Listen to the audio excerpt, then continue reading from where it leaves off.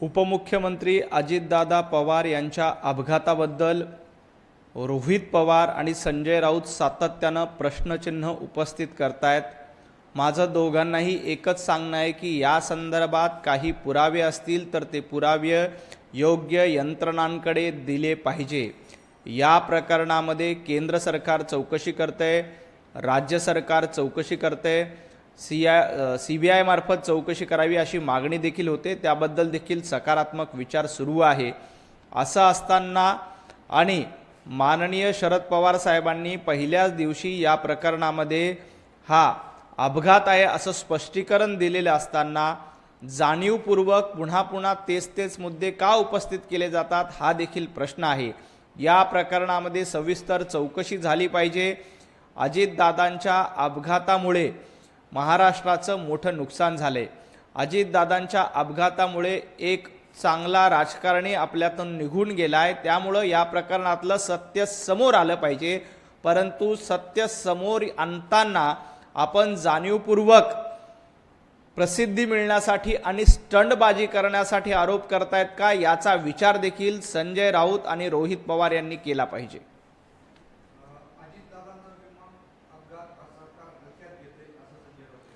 संजय राऊतांना इतकंच सांगायचं आहे की अजितदादांचा अपघात ना सरकार हलक्यात घेतंय ना केंद्र सरकार हलक्यात घेतंय। या सगळ्या प्रकरणामध्ये चौकशी करण्याचं काम DGCAच्या माध्यमातून सुरू आहे, केंद्र सरकारकडनं सुरू आहे, राज्य सरकारकडनं सुरू आहे आणि या अपघातामध्ये जो कोणी दोषी असेल त्याच्यावर निश्चितपणे कारवाई केली जाईल।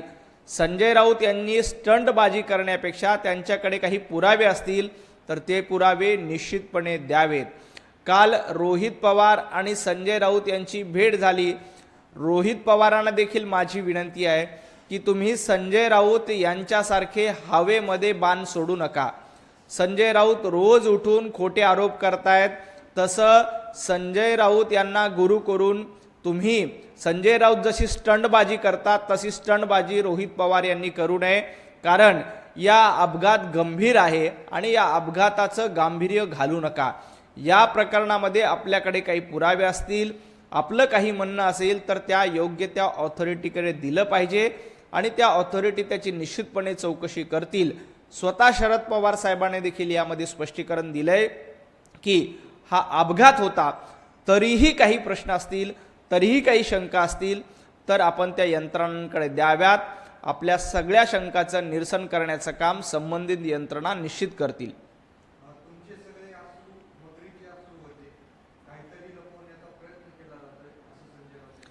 अजितदादांच्या अपघात प्रकरणामध्ये ब्लॅक बॉक्स देखील सुरक्षित असल्याची माहिती आता मिळाली आहे। या ब्लॅक बॉक्समधून जे काही सत्य आहे ते सत्य बाहेर येईल, जनतेसमोर येईल, परंतु त्यासाठी थोडा वेळ द्यावा लागेल। संजय राऊत, तुम्ही मगरीचे अश्रू तुम्ही गाळतायत, कारण तुम्हाचं अजितदादांवर किती प्रेम होतं हे महाराष्ट्रानं बघितलं। अजितदादा जिवंत असताना तुम्ही अजितदादांवर काय काय शब्दामध्ये टीका केल्या होत्या हे देखील महाराष्ट्राने बघितल्या। आता अशी माहिती कळते की संजय राऊत हा प्रश्न आता राज्यसभेमध्ये मार्गी लावणार आहेत। माझं रोहित पवारांना एकच म्हणणं आहे की तुम्ही विधानसभेचे सदस्य आहात, तुम्ही विधानसभेमध्ये हे प्रश्न उपस्थित करू शकता। तुमचा पक्ष, तुमचे जवळपास 8-9 खासदार लोकसभेमध्ये आहेत, तुम्ही लोकसभेमध्ये हा प्रश्न उपस्थित करू शकता। राज्यसभेमध्ये देखील तुमचे खासदार आहेत, तिथंही आपण प्रश्न उपस्थित करू शकता। हे सगळं सोडायचं, रस्त्यावर उतरायचं आणि फक्त मागणी करायची, प्रसिद्धी मिळेल यासाठी आपल्यावर कॅमेरा राहतील यासाठी प्रयत्न नाही ना, असा देखील महाराष्ट्रातल्या जनतेला संशय आहे।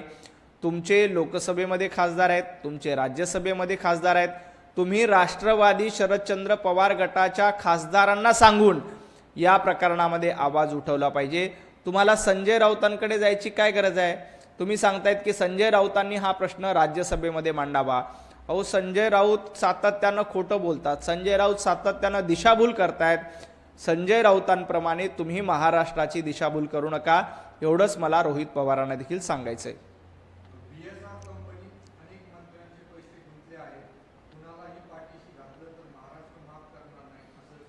VSR कंपनीचं पूर्ण ऑडिट करा, VSR कंपनीमध्ये जे काही चुकीच्या गोष्टी असतील त्याच्यावर निश्चितपणे कारवाई केली पाहिजे।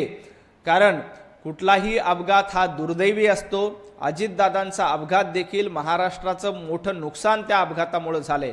त्यामुळे या प्रकरणामध्ये VSR कंपनी दोषी असेल तर त्याच्यावर देखील निश्चितपणे कारवाई व्हावी आणि कारवाई झालीच पाहिजे। परंतु ते कारवाईची मागणी करत असताना आपण स्टंटबाजी करणार नाहीत याची खबरदारी संजय राऊतांनी घ्यावी, रोहित पवारांनी देखील घ्यावी। कारण जोपर्यंत तुम्ही निष्कर्षापर्यंत पोहोचत नाही, जोपर्यंत चौकशी पूर्ण होत नाही, तोपर्यंत या प्रकरणात अशा पद्धतीचे आरोप करणं चुकीचे आहेत। आपल्याकडे काही पुरावे असतील तर ते पुरावे निश्चित द्यावे। VSR कंपनी असेल किंवा संबंधित कुणी असतील त्या सगळ्यांवर कारवाई झाली पाहिजे।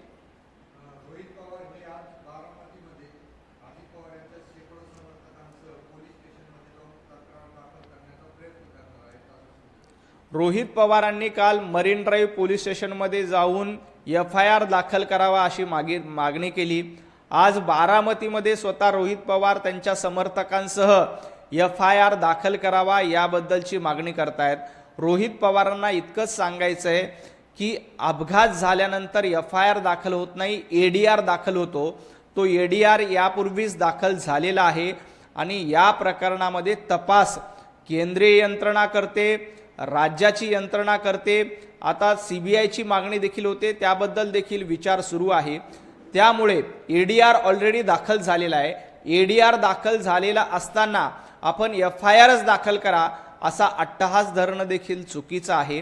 ADR मधून जे काही सत्य आहे ते निश्चितपणे समोर येईल।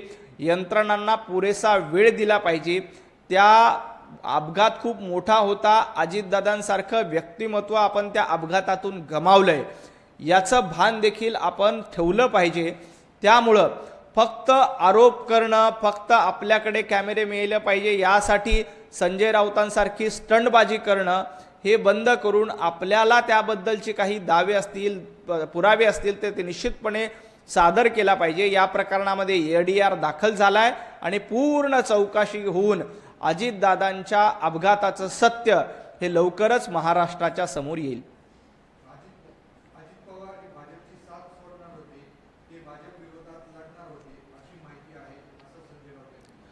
खरं तर आता अजितदादा हयात नाहीत, त्यामुळं अजितदादांची अमुक इच्छा होती, अजितदादांची तमुक इच्छा होती असं म्हणून रोज वेगवेगळी वक्तव्य येत आहेत। संजय राऊतांना इतकंच सांगायचं आहे, मला देखील अशी माहिती होती की अजितदादा ही उभाटा गटाची साथ देणार होते आणि संजय राऊत यांना महाराष्ट्राचे मुख्यमंत्री करा आणि संजय राऊत यांना महाराष्ट्राचे उपमुख्यमंत्री करा अशी दोन्ही मागणी अजितदादा करणार होते अशी देखील मला माहिती आहे। संजय राऊत काय बोलताय थोडंसं भान ठेवा। भारतीय जनता पार्टीसोबत अजितदादा सुरुवातीपासून होते। 2019चा शपथविधी देखील अजितदादांनी भारतीय जनता पार्टीसोबत घेतला। त्यानंतर भारतीय जनता पार्टीची साथ देण्याचं काम पंतप्रधान नरेंद्र मोदींच्या सोबत अजितदादा आले आणि आता तुम्ही सांगतायत की अजितदादा महाविकास आघाडीमध्ये येणार होते। अजितदादा जर महाविकास आघाडीमध्ये येणार होते तर ते काय संजय राऊत यांना मुख्यमंत्री करणार होते का संजय राऊतांच्या भावाला उपमुख्यमंत्री करणार होते? नेमकं काय करणार होते? अजितदादांची इच्छा संजय राऊत मुख्यमंत्री व्हावेत अशी होती का हे एकदा संजय राऊतांनी सांगितलं पाहिजे। संजय राऊत रोज उठून ज्या पद्धतीची पत्रकार परिषद घेतात, ज्या पद्धतीचे दावे प्रतिदावे करतात ते बघता संजय राऊत यांनी आता राजकारण सोडलं पाहिजे। संजय राऊत यांनी सामनाच्या संपादक पदाचा राजीनामा दिला पाहिजे आणि वेब सिरीजचा डायरेक्टर म्हणून काम केलं पाहिजे। त्या वेब सिरीजमध्ये कशा पद्धतीनं मग रहस्यमय घडामोडी घडल्यात त्याची एक छान स्क्रिप्ट लिहून मग संजय राऊत कसे अजितदादांच्या पाठिंब्यावर मुख्यमंत्री होतील, संजय राऊतांचे बंधू अजितदादांच्या पाठिंब्यावर उपमुख्यमंत्री होतील याची एक छान वेब सिरीज लिहून ती महाराष्ट्राला दाखवली। तुमच्याकडे त्याबद्दल काही ॲक्टरची कमतरता असतील तर सध्या अनेक स्टंटबाज आमदार उपस्थित आहेत। त्या स्टंटबाज आमदारांना तुम्ही ॲक्टर म्हणून जरी तुमच्यासोबत घेतला असता तरी ती वेब चांगली चालेल। त्यामुळे संजय राऊत तुम्ही राज्यसभेची खासदारकी सोडा, सामनाचं संपादक पद सोडा आणि वेब सिरीज लिहायला घ्या। अजितदादांच्या पाठिंब्यावर झालेले मुख्यमंत्री संजय राऊत असं त्या वेब सिरीजचं नाव द्या। महाराष्ट्राची करमणूक होईल.